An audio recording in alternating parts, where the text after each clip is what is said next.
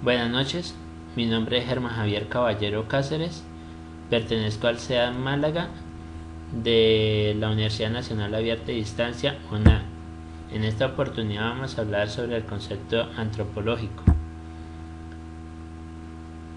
donde vamos a hablar sobre la cultura en la antropología, donde son todos los hábitos y costumbres propios de los seres humanos adquiridos por un proceso social mediante situaciones ambientales, es decir, la adaptación del ser humano al medio ambiente y a través de eso obtener hábitos, costumbres, etc. En la cultura de la antropología hay dos grupos, el materialista y el mentalista. El materialista es el comportamiento que a través de la observación aprendemos. El mentalista es una abstracción, es decir, normas o reglas dadas por el comportamiento.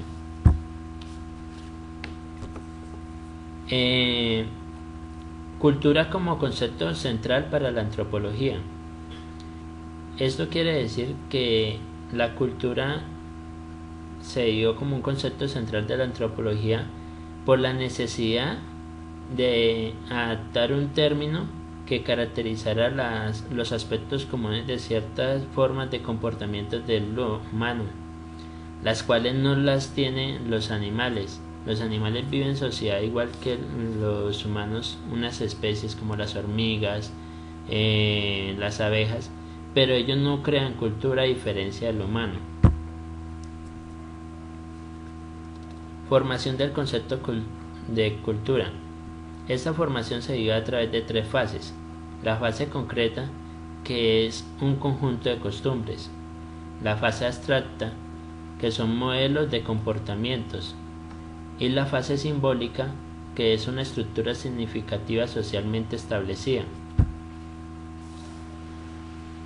Ahora vamos a hablar sobre los enfoques teóricos de la antropología. Entre eso encontramos el enfoque evolucionista unilineal, el cual nos habla que la cultura se desarrolla en una forma paralela una a otra, donde su historia y evolución es independiente. Ahora vamos a hablar del enfoque histórico. Nos habla que la cultura y su desarrollo a través ha tenido su historia, su lenguaje y su vestimenta, pero su desarrollo ha sido independiente.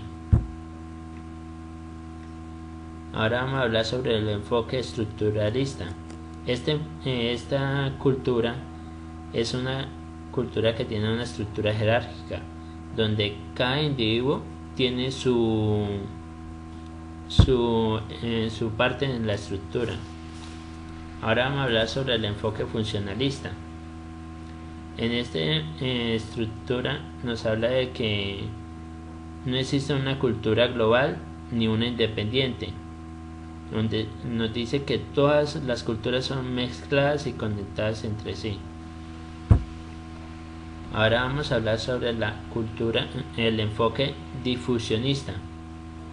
En esta cultura está encaminada a que cada cultura se ha desarrollado de manera paralela una a otra y a su vez ha soportado a otras culturas a través de intercambios y trueques. Por último, vamos a hablar sobre el enfoque interpretativo, donde nos dice que cada cultura tiene su propia interpretación de algunos fenómenos. Ahora vamos a hablar sobre la diferencia entre cultura y sociedad, donde nos dicen que un individuo pertenece a una sociedad pero no a una cultura, que el modo de vida de un pueblo, eso es cultura, pero sociedad son los agregados a ese modo de vida de ese pueblo. En la cultura podemos ver la relación de las creencias, de las prácticas. En la sociedad son las relaciones interpersonales. Ahora vamos a hablar sobre la enculturación. La enculturación es la que nos dice que no hay cambios en una cultura o una sociedad, que es igual de generación en generación. En esta nos habla que desde que nacemos, desde que somos niños, aprendemos las costumbres, los hábitos y los comportamientos de nuestros mayores. Ahora vamos a hablar sobre el relativismo cultural, la cual nos dice que es la identificación de la cultura por medio de sus rasgos comunes, pero que es única en el mundo. Y por último vamos a hablar sobre el etnocentrismo. El etnocentrismo es el modo de vida propio preferible a los demás, es decir, que la persona se siente por encima de los demás. Muchas gracias.